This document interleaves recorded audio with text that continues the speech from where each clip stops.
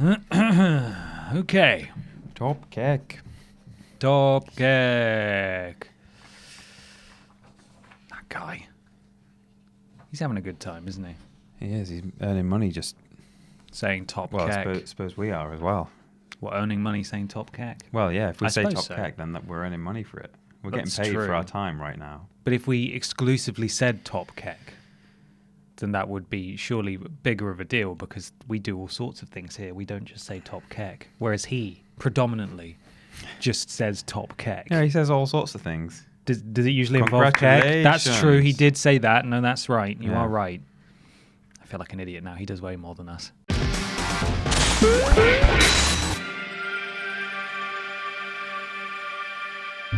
Hello, everybody, and welcome to the third episode of the TripleJump podcast. I'm Ben Potter.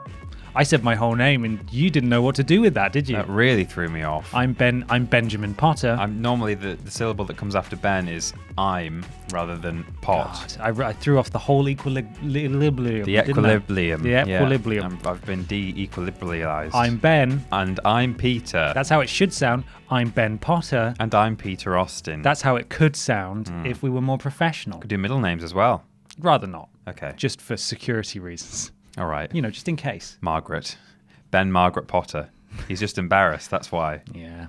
Well, not everyone can have the middle name Maximus Steele Big Balls. Well, yeah. Peter Maximus Steele Big Balls Austin over here. Middle name singular as well. That's all It's one all word. hyphenated. Yeah. It's ridiculous how your parents got away with that. This is a video game podcast. I feel like we have to clarify that at the beginning of every single episode. Well, especially after all that drivel. Yeah, nothing to do with games so far, but we're going to get into games very shortly. I would like to stress before we move any further that we are still working on getting on iTunes. So far, we don't have a great track record of this podcast being anything other than .mp4, but we will soon be coming to iTunes and hopefully Spotify and all the other places you guys want us to be, but we'll let you know. It's not our fault, to be fair. We've basically requested to be part of the service that we use here at Cultaholic / TripleJump, and we're just waiting to hear back. Yeah, not from Adam. He's obviously in there. We could talk to him at any point about it, but Adam's waiting to hear back. Adam's waiting to hear back from them. So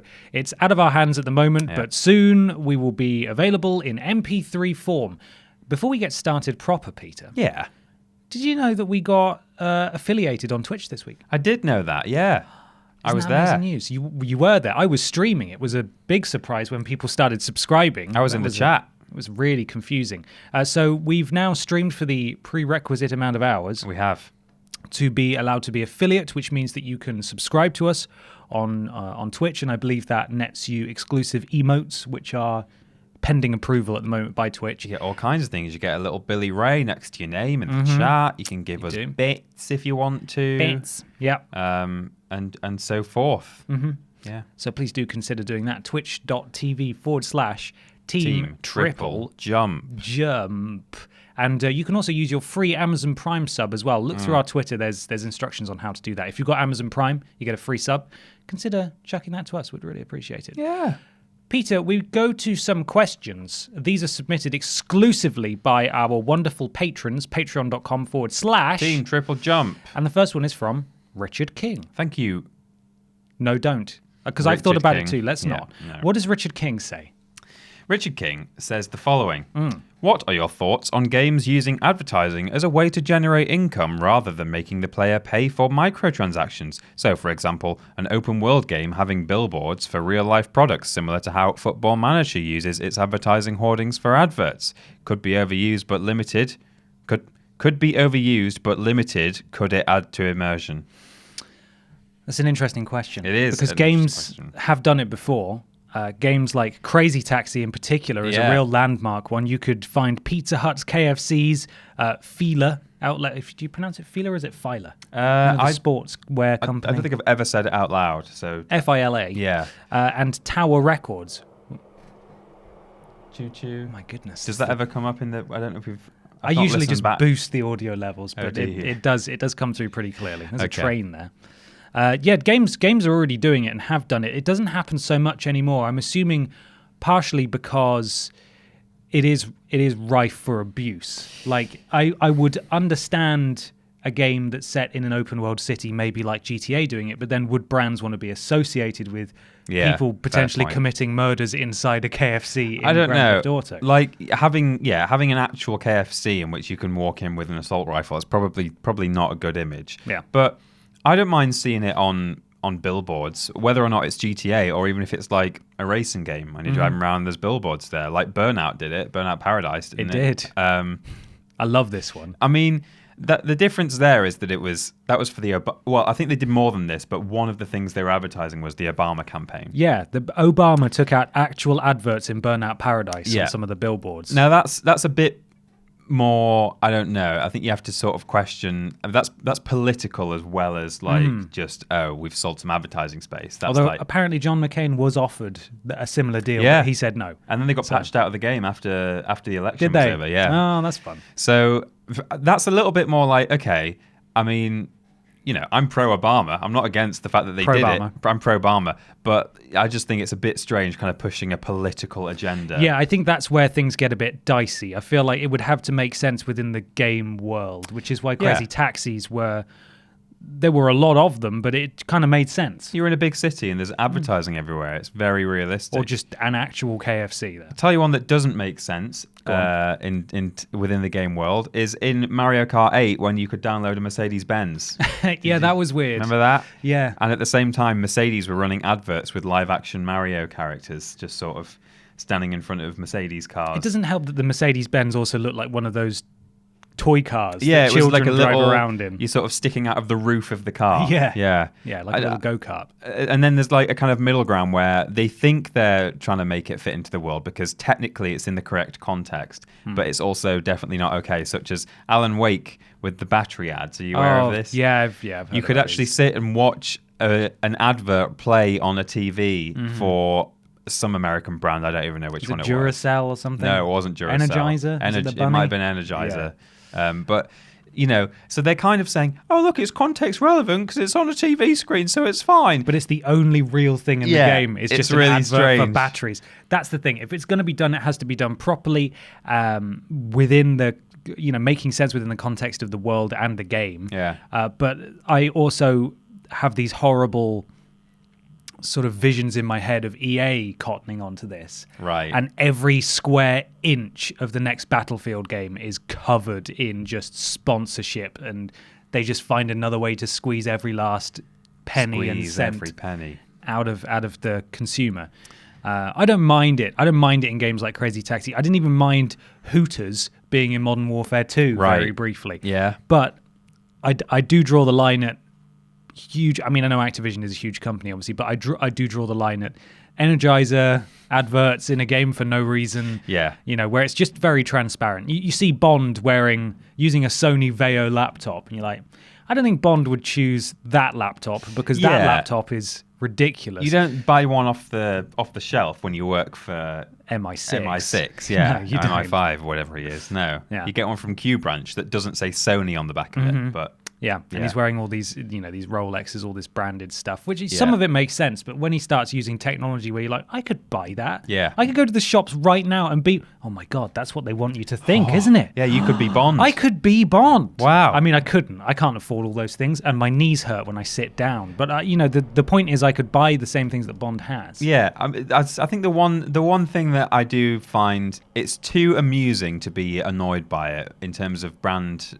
deals is when an entire game like centered around some sort of brand comes out, such as Pepsi Man or those Burger King adverts. Sneak King. And Sneak King. I mean, that's not product placement. That's, hey, just so you know, this is an advert in game form, but if you want to play it, then go for it. Yeah. And that's okay because they're not trying to be sneaky about it. Very good. This is a game that we made, but could be overused, but limited. Could it add to immersion? I really do think it could add to immersion in the right ways. Like, it's fine on they FIFA. have to be. Yeah, it's fine. I mean, that's just like real life, that isn't makes it? sense. With all the If it banner wasn't ads there, all the way around. then it would be weird if it Nobody wasn't had sponsorships on their shirts and stuff. It'd be like Pro Evo, basically. Yeah.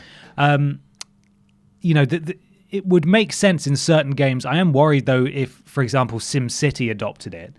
Brands have to be flexible about what you are and what you aren't able to do. So if you, for example, play SimCity and you get the choice of opening, for example, a fast food branch, right, and you get the choice between McDonald's and Burger King, are they going to have exactly the same weightings in terms of what they bring to your city, or is one going to be ranked better? Are you allowed to have it burned down in a like a natural disaster? Like what? That's probably why we don't see so much of it. Is because they're really, brands want to protect themselves. Yeah, well, and just like the GTA example, they don't want you to walk into a KFC with an assault rifle. Exactly, because it doesn't look good for them. The developer just comes up with like some alternative, like McArches or like Burger Duke or whatever. Yeah, I love Burger Duke. Yeah, Patty Queen Patty. I did you play there was a Rugrats game on PS1, Search for Reptar, where at the end you get to play as Reptar, like smashing the city up like a kaiju. Okay. And the game was made by THQ, and the THQ office is there. It's like a banner on one of the buildings, and if you smash it up, there's this guy like commentating what Reptar is doing, I guess like a newscaster, right? And he goes, "The THQ building has been reduced to rubble. Thank goodness everyone was at lunch." It's quite good. Yeah, that's nice. Insomniac put themselves in Spider-Man, didn't they? They did, but you can't like make Rhino run into it and destroy the whole thing. You can't smash it up. Yeah, like it's context sensitive, isn't it? Yeah. So it only remains to be seen if more brands decide to do that, or if EA finds, or another big publisher finds a way of just ruining it. Yeah. But I'm generally on board with the idea. I don't mind. Especially if it does sort of reduce microtransactions. I think they'd probably just leave the microtransactions in as a general You've got to make rule. as much money as possible. But if it did, I mean, I would probably rather have product placement. Well, I don't know. Again, it's all context, isn't it? But yeah. There you go. Peter. Yeah. It's time for our groundbreaking segment, not repeated by anyone else anywhere on the internet, completely unthought of before us. Yeah. It's time for What We Playing. What we playing? What are we playing? What?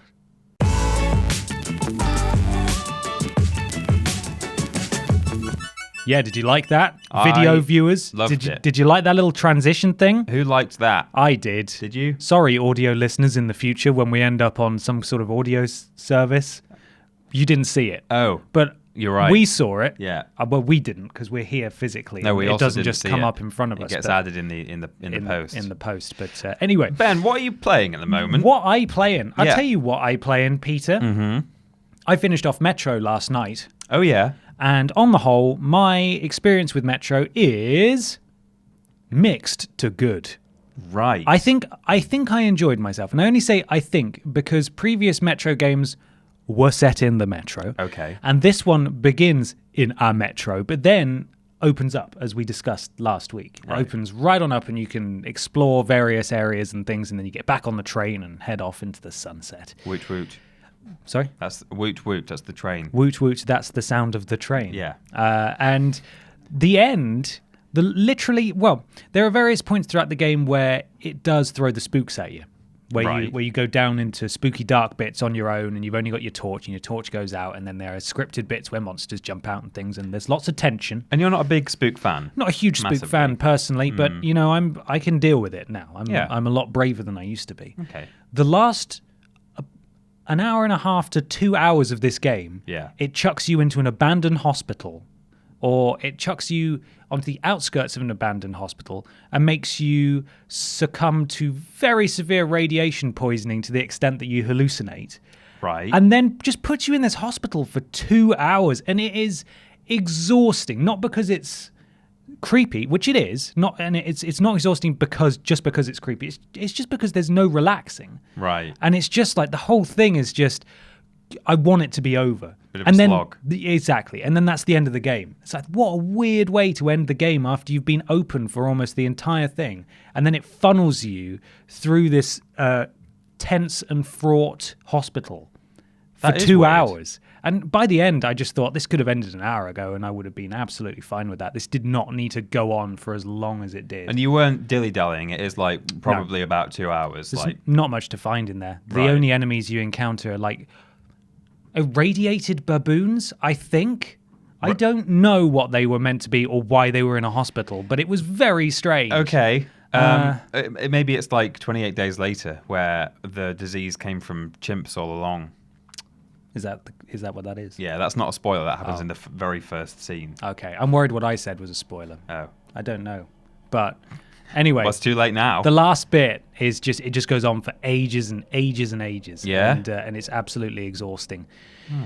And then it just sort of ends. You sound exhausted. It was really you sound tiring. really exhausted. I wanted it. I was so ready for it to be over. I thought I've had a nice fun romp through the Russian countryside and place. Yeah. And then it just wouldn't end, and made me feel a bit sad. It is a little bit like being on the metro.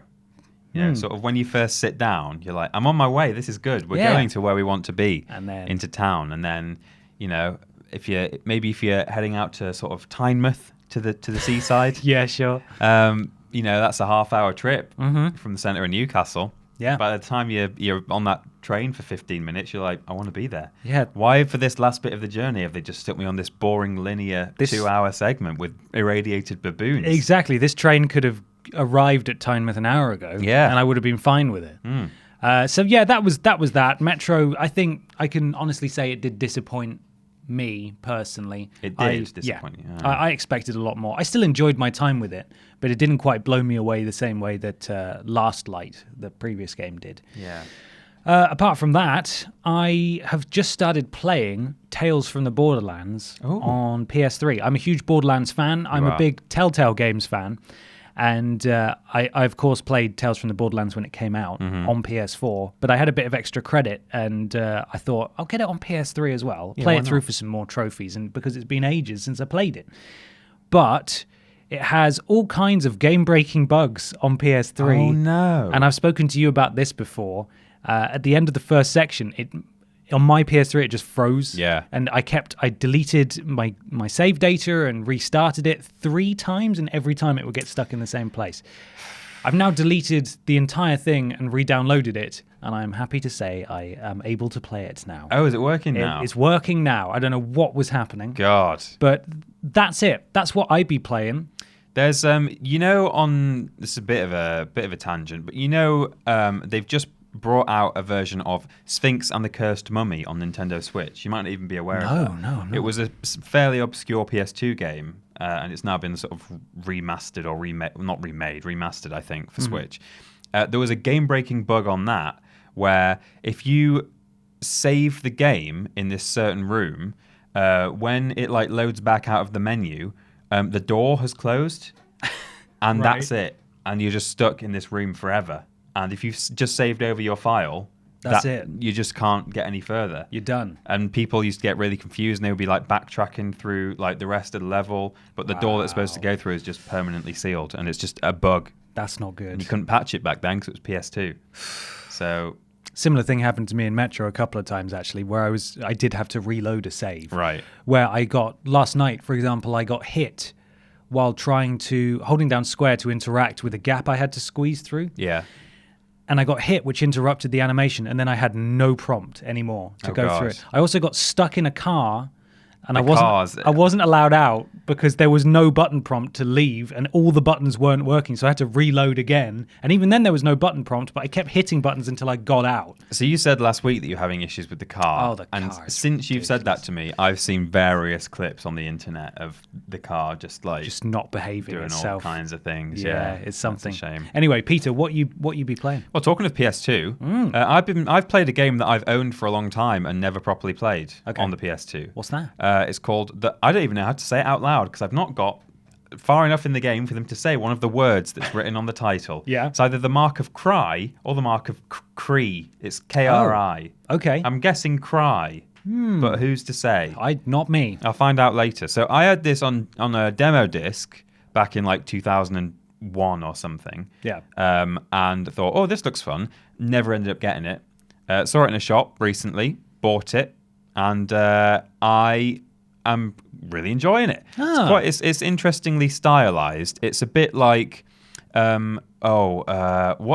that I don't even know if it's Disney, Pixar, or if it's DreamWorks, but there's a movie that came out recently that I think is set on like Hawaii or Madagascar or some sort of subtropical island. Okay. It's called like Moana? Yes. Yeah, that's Disney. Disney, It's is Pixar, it? yeah. Pixar. Disney Pixar. I've not seen it, It's excellent. but I've seen like the trailer and stuff. And you know how they're slightly like yeah, they're all sort of weirdly stocky. bulked. Yeah. And they have quite small heads. It's exactly the same kind of art style in Okay. this game. And again, it's set in this sort of tropical. There's lots of stone temples and jungles and things. And you're this tribesman with a sword. There's a really interesting combat system actually, where like when people surround you, you can mark 3 of them, and a button appears above their head, and it allows you to fight any one of them in a kind of Batman Arkham style, like wow. sort of flip between them. Yeah. Which for PS2 is actually pretty good. That is good. There's some cool combos and stuff, and you have this spirit animal, which is a bird, and you can send him ahead of you to sit on certain perches, and then you get his eyes. It's like a Okay. again, it's like an Ubisoft Right. sort of cut and paste thing, but from back in 2000 and Using something. Your drone. Yeah, exactly. And he can go and collect things for you that you can't reach. It's a fun little game.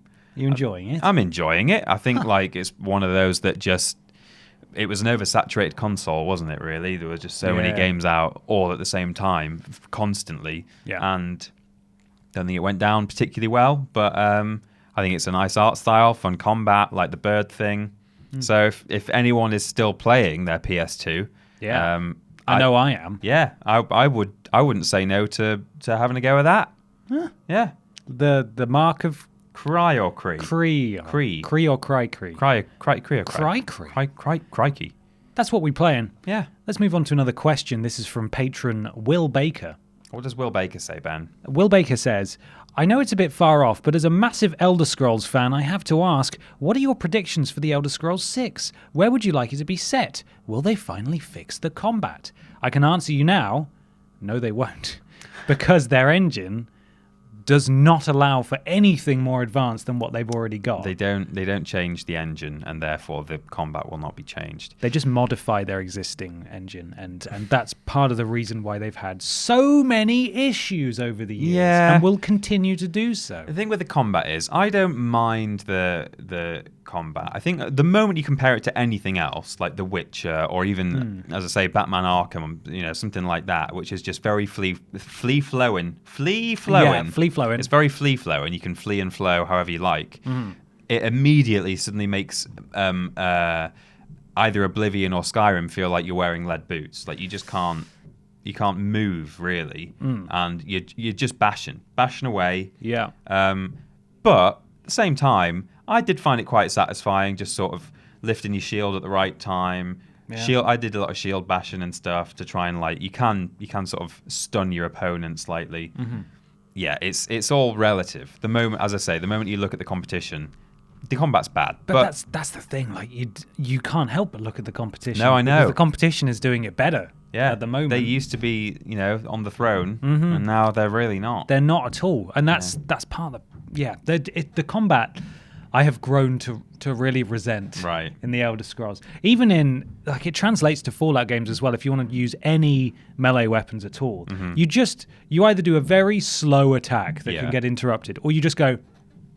You try and whiff, you're painting them with a paintbrush. That's true. It's stupid, and they don't react to it at all. Like you just look at The Witcher and you think this is way better, and you can play the game in third person. Yeah. So I don't know what's going on There's upstairs. an actual circus above us right now, featuring 11 elephants. I think someone's hoovering at 2 p.m. on a Friday. What are you doing?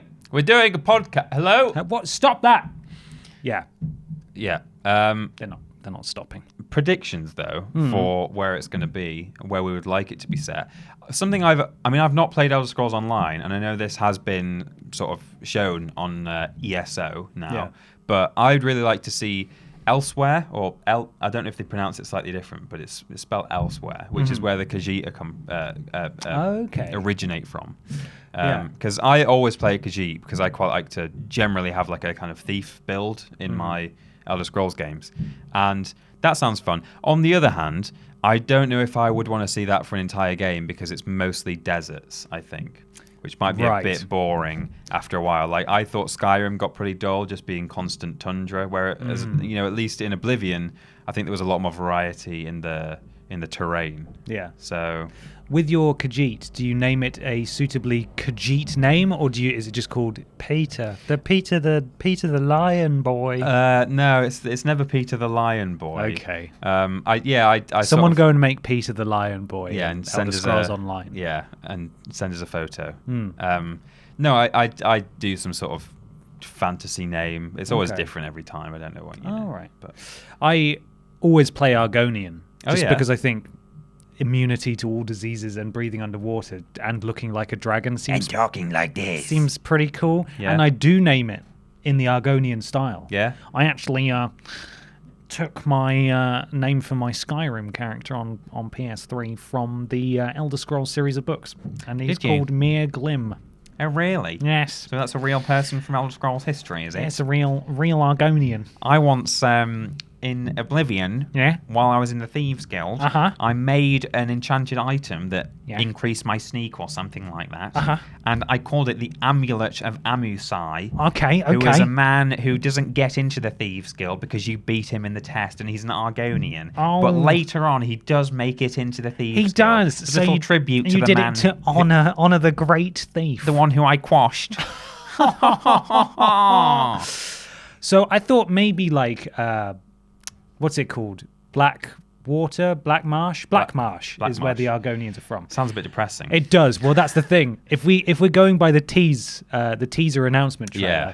there's an awful lot of green, isn't there? There is. So I don't know if either of our predictions are true, but No. I think maybe I think it's time to maybe do one that perhaps borders on two different areas. Yeah, that would be And perhaps interesting. we could go to both. Yeah. So I think that would be cool. Yeah. To have different. I know Skyrim didn't really have different biomes, did they? Really, it was just cold. No, it was mostly cold. There was the occasional sort of forest. In the trailer they released that everyone went absolutely mad for, there was this one clip where like the character was sneaking through this brown like autumnal forest, and the light was sort of and the light was sort of shining down their shoulders. Yeah. And I thought, oh wow, that looks great. I don't think I even ever found a forest properly in Skyrim. There were lots of trees, but certainly not. They were all conifers, weren't they? They're all evergreen, needly trees that you would Yeah. get in the Arctic. There was no sort of nice, lush, oak, woody forests. Not a great deal of forest going on there. No. There's a bit by what's it called? That place where we based that series of videos we did. Yeah. I can't remember what the place is called. Riften. now. Riften, yeah, has some forest near it. But Yeah, there's bits of forest, I think it's time for truly diverse. Perhaps this is the opportunity to, if they were to redo their engine, which I really think they should. Yeah. Then they could include all sorts of things. Yeah. And that would be very exciting. You can always get your snow wherever you are, because as long as you get high enough altitude, there's going to be snow. So snow's covered, beaches and stuff are fine. You just need somewhere that's got some forest, some grassland, and then, pop in either some marsh or some desert, and then you've got all sorts of things going on. All inside this happy meal. Yeah. Ba ba ba ba ba. Delicious. Today we're brought to you my book doubles. My book. We're both doing that today. We're really tripping Just over our mixing our syllables. I was doing it yesterday as well. I think I need to have a long sleep. a really long sleep. A really long sleep. Well, thank you very much for that question. Peter, do you know what time it is? Get your papers. It's time. It's time Breaking. for weird. It's weird news time. It's weird news time.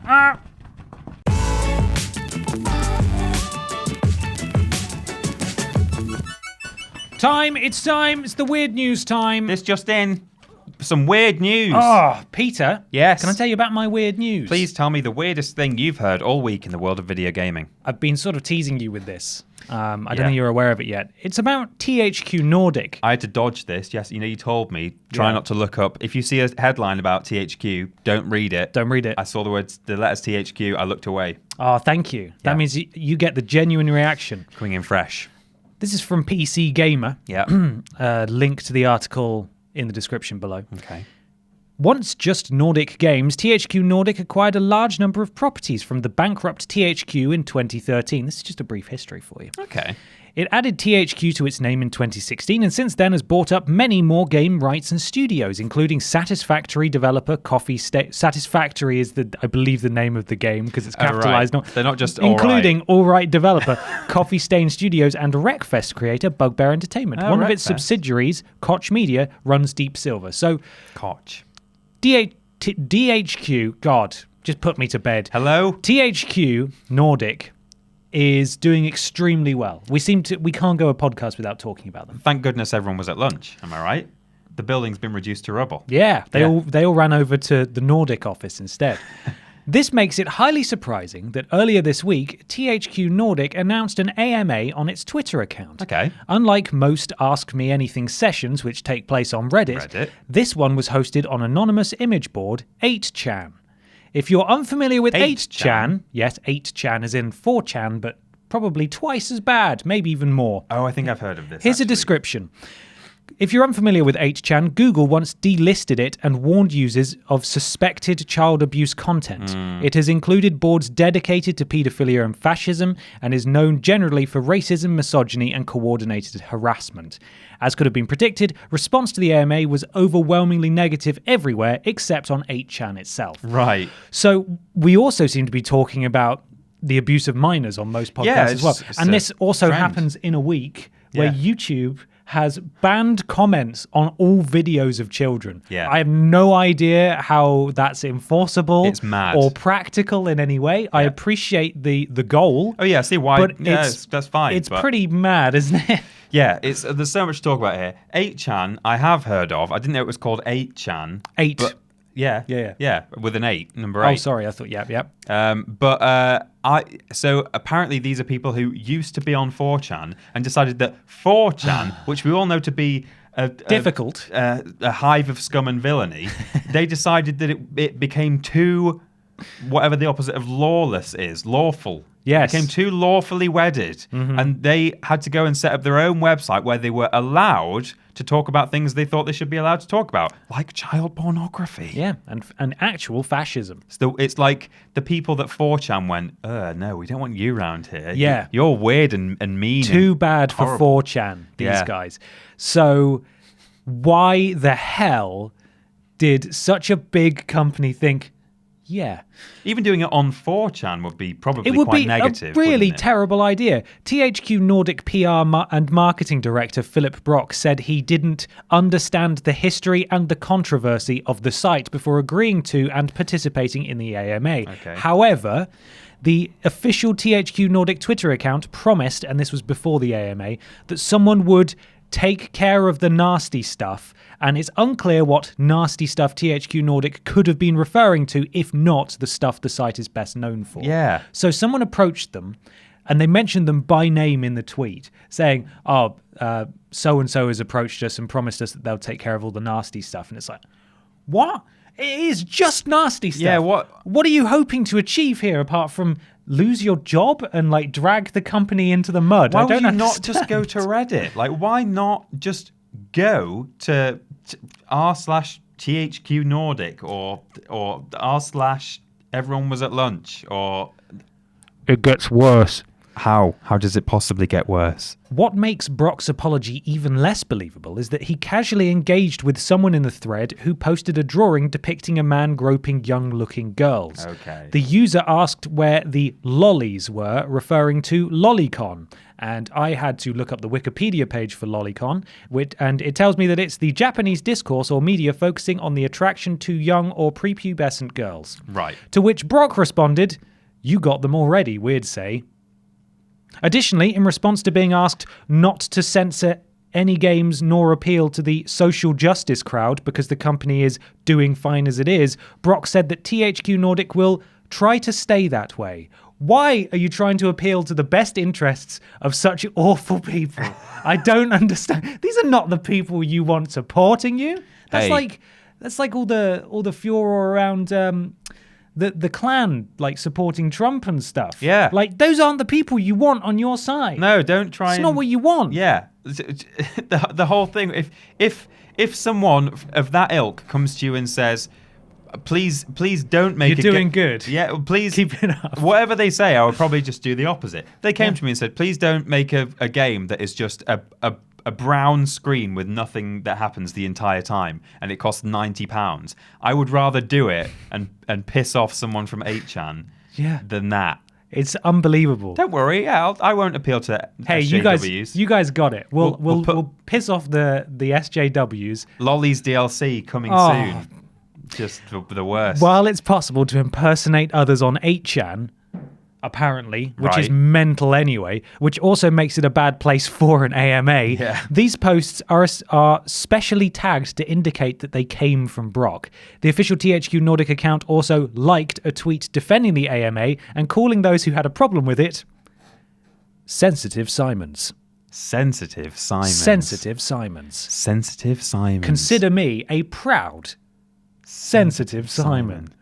Oh, you got me. I'm a cookie Carl over here. Over on 8chan, Kooky Carl and his 8chan. I do not condone child pornography, white supremacy, Good to know. or racism in any shape or form, Brock said on the same Twitter account.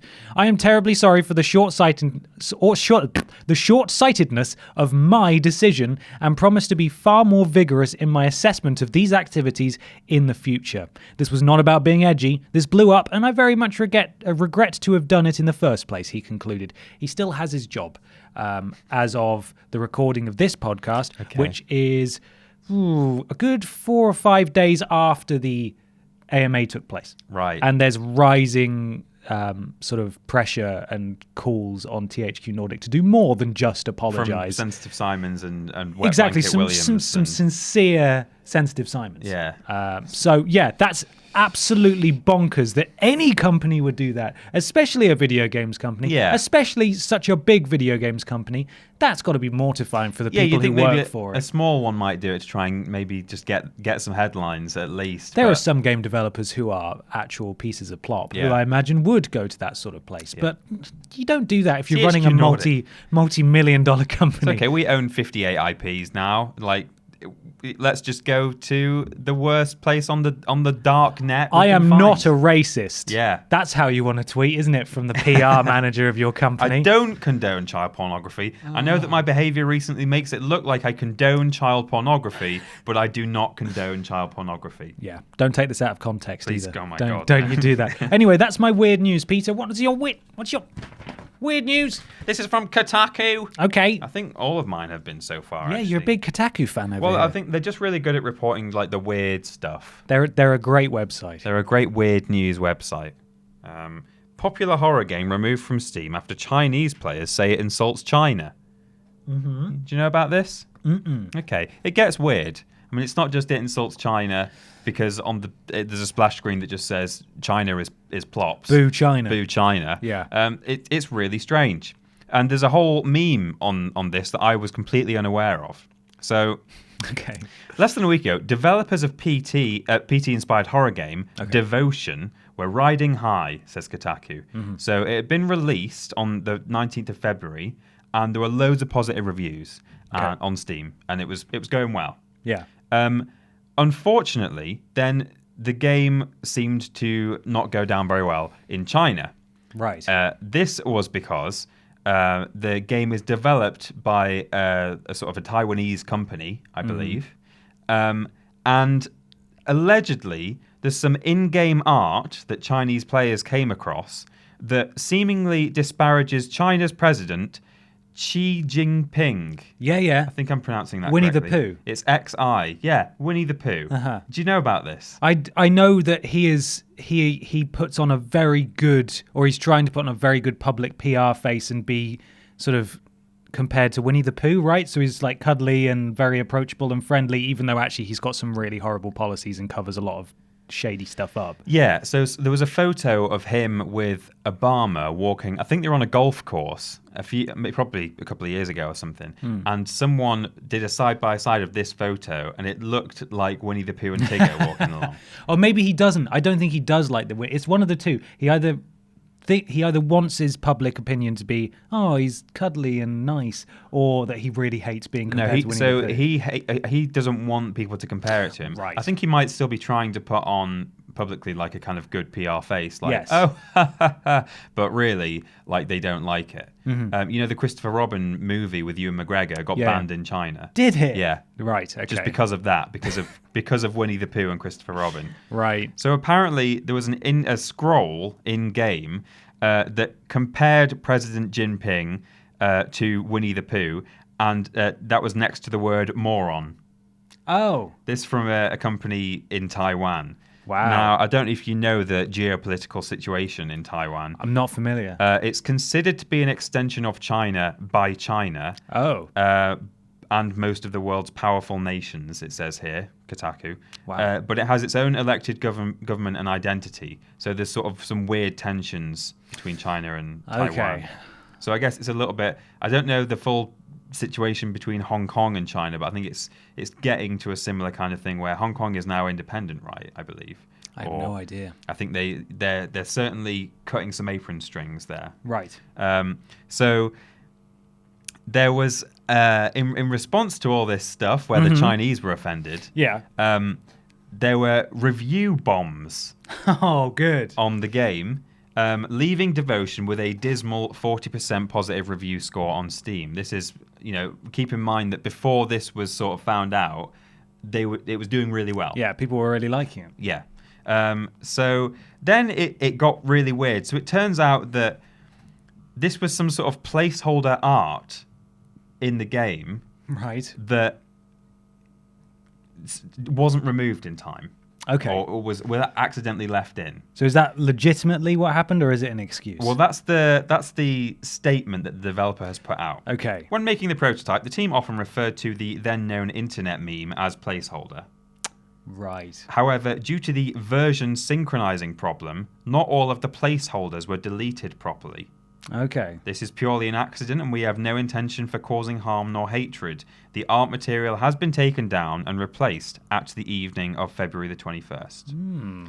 So interesting. I find that a difficult defense to accept, though, because what they're saying is, we didn't mean to publish it in the game, but for our placeholder, we were using photos of Winnie the Pooh and the word moron next to the president of China. That seems like a totally, I could make that mistake. Yeah. It's so easy to make. Whoops. We didn't mean to cause anyone any offense. Yeah. But we were using an image of Winnie the Pooh and the Chinese president. This has happened before, though, where people have had to take stuff out of games. Oh, right? yeah. Zelda right. had one of the temples, I can't remember which Zelda either, the temples, I think it was some kind of chanting...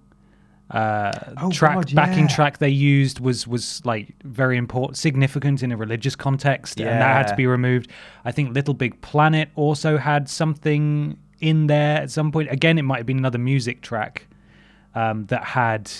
that sampled, I think, maybe either readings from the Quran or something along those lines. It was something from Islam, I think. It had to be taken out. Zelda. So it does happen. Genuinely, sometimes people make these mistakes. Well, that's a mistake.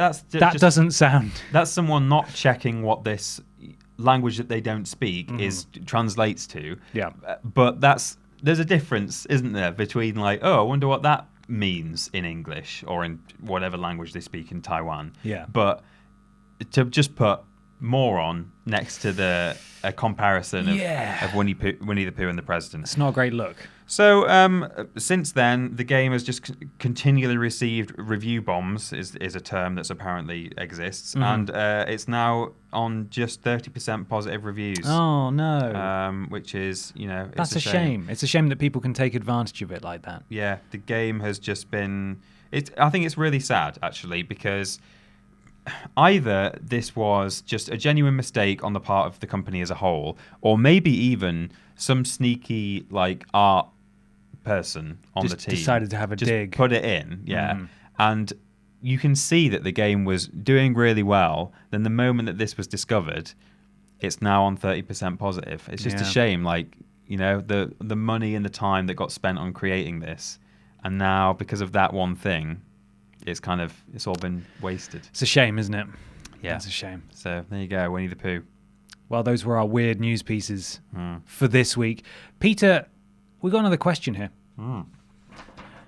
This is from Patreon supporter Jonesy. What does Jonesy have to say? Jonesy says, are there any TV shows or films/film franchises that you'd like to see made into a game?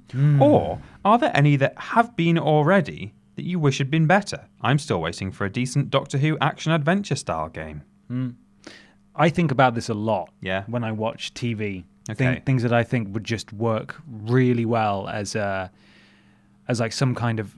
For me in particular, I always, as a big Telltale fan, I always go for like an episodic style, choose your own adventure game. Narrative heavy. Exactly, yeah, where maybe it's not too gameplay heavy, but there's a lot of QTEs and a lot of dialogue options and difficult decision making. I think that style of game lends itself to so many different things. And I watched Spider-Man Into the Spider-Verse. Oh yeah, I just managed to catch it because it's so close to being out of cinemas. In fact, it is in most places at the moment. I managed to catch a screening because I didn't see it when it was first doing the rounds. And it's so good. And the art style is so incredible because it's not just animated in a traditional sense. It's almost got sort of a stop motion it's vibe kind of to it. Jittery in a nice way. Yeah. It's really comic booky and it's so gorgeous. And while I was seeing it happen, I was just thinking I would love to play this. Yeah. I'd love to be able to play out this film. I think that would work really well. Stranger Things was going to get a Telltale series, but that was cancelled. I think that would work incredibly well as some kind of game. Outside, because lots of TV shows get a crappy mobile game now, but that's not what people want. Or some kind of VR experience. Spider-Man got a VR experience, and it's just like half an hour of you shooting balloons in first person with web. It's not a game. So I am very sad that Telltale died last year. Right. But hopefully more studios beyond the developers that are doing Life is Strange pop up and start making really competent choose-your-own-adventure games, and hopefully they start getting licenses and start sort of filling in the shoes of Telltale a bit. This is the thing. So it used to be, maybe not even 5 years ago, like the narrative-heavy game experience is relatively new. In terms of like being done in a competent way anyway. And so that's why any kind of film or TV adaptation, as a general rule, is going to be a bad video game. Because once upon a time, it had to be that you had to somehow fill it with either combat or puzzle action. Because you couldn't just tell an interesting narrative experience with dialogue trees and things, because we just weren't able to do it back in the day. So you look at something like, we got sent the Chronicles of Narnia, Lion, Witch and Wardrobe, right? We got sent that. And you can imagine like what that is like. You get taught the combat probably very early on, and then they just shoehorn in a load of battles throughout the film, which is not how the film takes place. That's not what goes down. So now that we do have the technology to make these narrative experiences, it lends itself to so many other things that otherwise, wouldn't have been able to be an engaging kind of experience once upon a time. So I don't know what I would say. Do you know what I would actually I was thinking the other day how much I enjoyed the first two Harry Potter games on PS1. Okay. Yeah. I played the hell out of the Philosopher's Stone. Yeah, the Philosopher's Stone in particular. I only played a little bit of the Chamber of Secrets, but the Philosopher's Stone I played to death. And you look back at them, I mean, that Hagrid is a meme, isn't he? He's like, he is. I look like PS1 Hagrid, or I feel like PS1 Hagrid today. Yeah. It looks really bad. They all look dreadful. They've not aged well.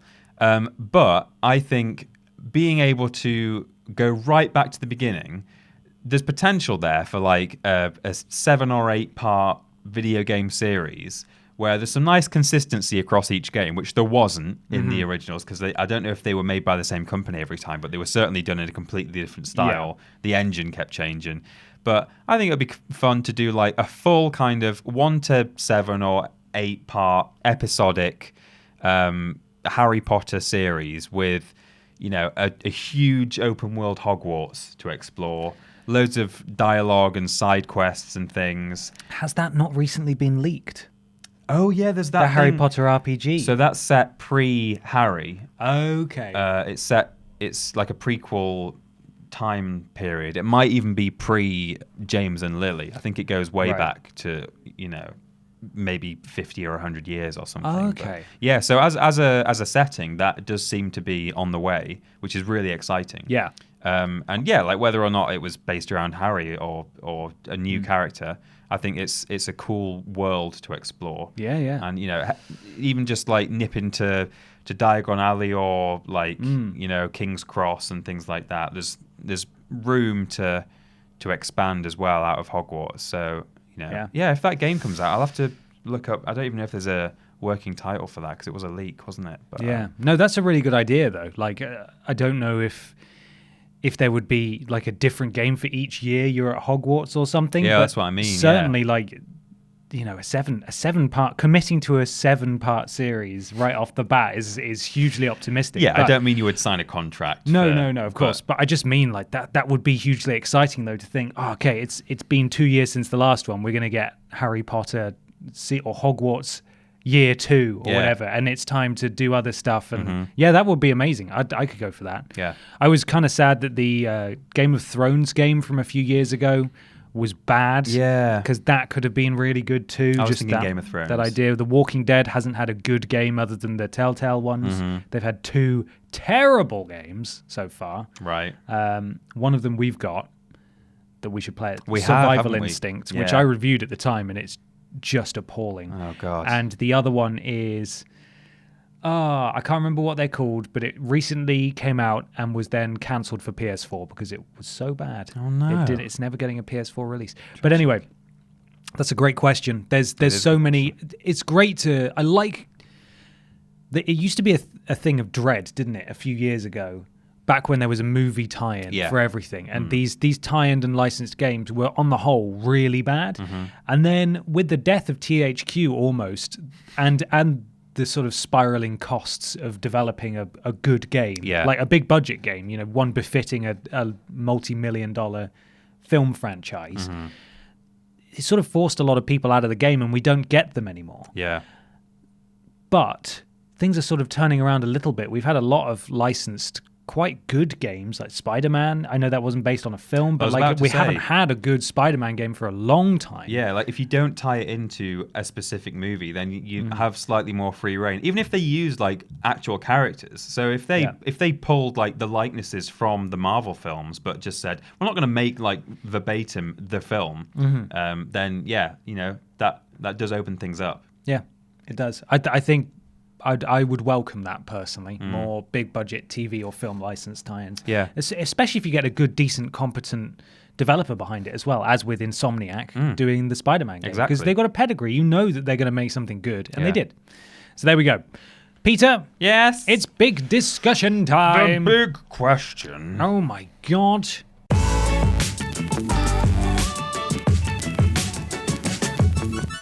Pokemon. Pikachu. Sword and Shield. This was announced this week. It was. At the Pokemon Direct. Part of Nintendo's Direct series they do that's so wonderful. Apparently it was very brief, Pokemon Direct. It's like compared to other ones. 7 minutes, I think, thereabouts. You can watch the whole thing on YouTube. It's a good watch if you're a Pokemon fan. I'm now going to quote directly from wonderful Nintendo website, Nintendo Life. Nintendo Life. Revealed as part of Wednesday's Pokemon Direct, the highly anticipated Generation 8 game of the Pokemon series, or games, sorry, of the Pokemon series will be called Pokemon Sword and Shield. You'll be able to get your hands on them in late 2019. The games will take place in a brand new region called the Galar region, Galar, which is set to feature vast plains and craggy snow-covered mountains. Game Freak director Junichi Masuda said that the games will feature never-before-seen Pokemon and new adventures you've yet to experience. Also shown in the trailer were the new 3 starter Pokemon, Grookey, Scorbunny, and Sobble. I say Scorbunny because it's the worst name ever. I imagine it's pronounced Scorbunny. Scorbunny. Can you guess what kind of animal it is? I like Sobble. I think Sobble's great. I've put little descriptions of them there. As a name, yeah. Well, both of I think Grookey and Sobble are interesting names. Grookey sounds like some kind of slur. It does a little bit. Or someone who hangs around with the band after the show. A Grookey. Yeah, God. They come to the dressing room. Yeah. Let's just let that hang for a minute. So the definition, there we go. The definitions that I've got here, Grookey is a leaf monkey. Scorbunny is a fire rabbit. Brilliant. And Sobble is a sad puddle. Oh, That's what he looks like. He's having a little sobble. But I like them. I like Sobble, that's for sure. I'm not a huge fan of Scorbunny. I just think it's the worst name ever. It's not a pun, is it? No. Because I guess they're going for Scorch Bunny. Yes. But I don't know why it's not like Third Degree Bernie. Third degree Bernie. Yeah, why not? Third Degree Bernie sounds like a member of a London gang. Yeah, Bernie Rabbit or something like that. I don't know. Rab Lit. Oh, that's good. Dab. Yeah. So many Score Bunny. They've not even finished the word Scorch. It doesn't sound like Scorch. You only know they're going for Scorch because it's a fire rabbit. Yeah, and then the pronunciation is not obvious. No. Score Bunny. Scorbunny. Scorbunny. Yeah. Sounds like a place in Lancashire. Yeah, it's just Scorbunny. Scorbunny. Hey, welcome to Scorbunny. Welcome to Scorbunny. Have you seen the weird comparison with the Powerpuff Girls? Yes, I have. So this has been heavily memed over the last few days. Yeah. For a number of reasons. One of them being that they look like the Powerpuff Girls. They sort of share actual visual elements. The colour three of them schemes together are proper Powerpuff Girls. So a lot of people have been losing their mind because it's meant to be set in the UK, apparently, but there's actually no official confirmation of this at all. That spread like absolute Score Bunny wildfire. And we don't know this. It just happens to be a long, thin island that's roughly Britain-shaped. I'm not saying I don't want it to be. That's an exciting prospect, but like, Listen no to one how said excited that. he is. It's just I'm just a little bit outraged that it's spread so much and people have got so excited about it. There's all sorts of art coming out of like, British-based Pokemon and people doing Brexit jokes like instead of Sword or Shield, it's like Leave or Remain. Leave or Remain. Just can't wait. down, Can't wait everyone. for it to release unless it's delayed. Yeah. I hope we'll be able to import it into the country if we're no deal. Yeah. Yeah. So there's been a lot of jokes about the UK aspect. I don't know who started it, but I have made a few notes looking through the trailer Okay. about things that could mean that it's based in the UK. Right. So it is a long island in the rough shape of the UK. Vaguely. It is it could be Madagascar, but we're choosing to believe it's the UK. It's hillier at the top, like Scotland is hillier than England, right? Yeah. Well, that's the other thing. Some people were reporting that it's based in England. It's like, well, England's not shaped like that. The UK is shaped like that. Yeah, England doesn't have a northern coast. That's very strange. No, it doesn't. So apparently set in the UK, but no official confirmation of this. It's a long island in the rough shape of the UK. It's got idyllic countryside with lovely cottages, industrial cities, which sort of have big gears and cogs, sort of hark back to factories and things. In the 1700s when everyone had dropsy. And everybody had dropsy. Consumption. Love some dropsy. Football stadiums, etc. There also appears to be in a brief shot, and I think this is the thing that makes me think that it's set in the UK the most. Actually, yeah. There's a Pokemon version of the Uffington White Horse, which I only know because it's actually in Oxfordshire, which is where I'm from. There are white horses. There's a few white horses in England. Are there? Yeah, there's several. Oh, well, that one in There's particular. One near me and one near you. Oh, look at that. Maybe they're friends. Yeah. Not like us, though. No. We hate each other. We're just paid to be here.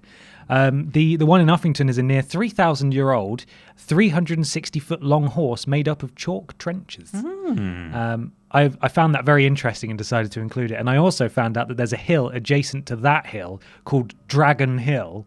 And there's a legend that's where George killed the dragon, St. I saw George. this on the Tony Robinson thing. There's a hole in the ground Tony Robinson where documentary. grass doesn't grow because that's where the blood of the dragon fell. leaked out onto the grass. Yeah, so that I just thought that was really fascinating. I don't know if there'll be anything made of that in the game, but I think they would be stupid if they didn't. Maybe they should put like just a dragonite bleeding out onto the grass. Just a really unwell dragonite. Sizzling. I want to catch that one. Yeah, the sick one. You know, you can get shiny Pokemon. Yeah. Can you just get a really unwell Pokemon? Yeah. It's Does like that mean no one wants to hit it? So everyone just It's worth forfeits. less than the basic version of the card. There's the shiny ones that everyone wants. There's the normal ones. Then if you get like an unwell bleeding version of Pikachu, it's like Oh, that just sounds like an urban legend, like a creepypasta that people would talk about on the Yeah. playground, doesn't it? I've got like a Dark Fossil Team Rocket Charizard. Yeah, well, I've got hospitalized broken leg Blastoise. Yeah. What do you make of that? My brother's friend at the big school has a Blastoise that has no shell on it and it's all red raw underneath. Oh God, that does sound Weeping. like one. That does sound like one. Yeah. So there are various things that we discovered in the trailer. Mm-hmm. I'm not a huge fan of the new generations of Pokemon, I must admit. I'm a Gen 1 boy. Yeah, me too. I And I never can- really liked the new ones. I can abide Gen 2. I like Gold, Silver, and Crystal a lot. Basically just the Game Boy Pokemon games, really. Okay. So I like those guys as well. There seems to be sort of a mixture of multiple gens in the trailer. The only Generation 1 Pokemon we see is Pikachu, as you Pika. would expect. Little because Pika boy. He's the fella. He's the guy. He's the detective Coming soon to a cinema near you. Brian Reynolds. Yeah, as he's known. Ryan Reynolds. It is built from the ground up for Switch. This is the first Pokemon main series entry to do that. Yeah. Obviously, we had Let's Go, Pikachu, and Eevee last year, but they were a remake. That's not main series. That's not Gen 8, is it? That's not a brand new sequel. No. It's just got Eevee in it, who's looking at your mother. Very interested. The random encounters are back as well. It appears that they have gone back on...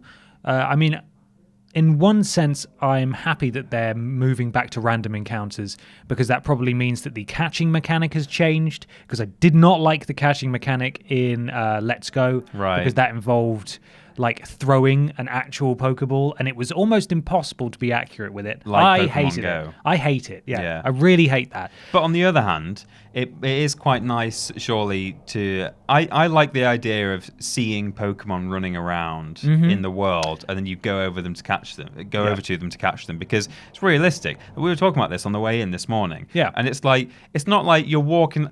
Possibly in the long grass, you might not see something that you're walking. But if you're going through the street and then suddenly it just goes... Whoa, what? Hang on, what? Oh, there's a Charizard right here. Where was he? It's behind that pebble. See, that's the bit that I don't like, is because of them returning to random encounters, is because I really liked knowing which Pokemon I was going to bump into. It felt like it made sense. Yeah. Seeing the Pokemon that were there. They would stay there for like 20 seconds and then they would disappear, and then a new set that could spawn in that area would be randomly chosen. Right. And if you waited long enough or used like certain items, you could get like the rarest Pokemon in that area to pop up. And sometimes it would be genuinely amazing to run through an area you've been to before and just see a Pokemon you've never seen in that area or in the game before. Like, oh God, I've got to go and get that. And it's helpful for one or the other. Like either if you're trying to just get from A to B, and you don't want to bump into a million Pidgeys on the way. Love a Pidgey. Or if you're grinding, you're trying to just like take out as many Pokemon as you can just to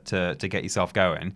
And then if you know where everything's going to be, you can go and speak to those boys and have a little fight. Whereas you don't have to like walking back and forth between two grass tiles. Is the alternative. Yeah. Or wandering around looking for a Pokemon. It's just nice to see where something is. Yeah, I much prefer it. I much prefer that way. So I'm kind of sad about that, but as long as the catching mechanic is back, that's all I care. Just because it didn't make any difference. All it did was insert throwing, doing that. And I hate that. Yeah. It doesn't increase your ability to do it. It doesn't increase your chance of catching them either. As long as you hit them with a ball, it's still the same random. Will it? Will it? No, it won't. You just wasted it. For those listening on audio, Ben was just waving his arm. I was just pretending to throw a Pokeball. He's throwing a Pokeball. I hate that. Yeah. I hate that so What do you think of are you excited to explore some new towns where maybe the music makes children in Japan kill themselves? I love it. As long as it makes me kill myself, then that's all I can really hope for in a Pokemon game. No, I'm looking forward to it. I've got the Switch that I can play the Pokemon on. I like the Pokemon. I was sort of pleasantly surprised by Pokemon Sun and Moon, but that was the first one that I played all the way through since probably one of the ones on the original DS. And even then, that was like a real slog for me to get all the way through it. And Pokemon Let's Go was sort of a revelation for me just because of its presentation. It was just so much nicer to look at. Very pretty. And I think hopefully then that's the direction they'll continue to take the series, at least in some aspects. And so I'm looking forward to this game.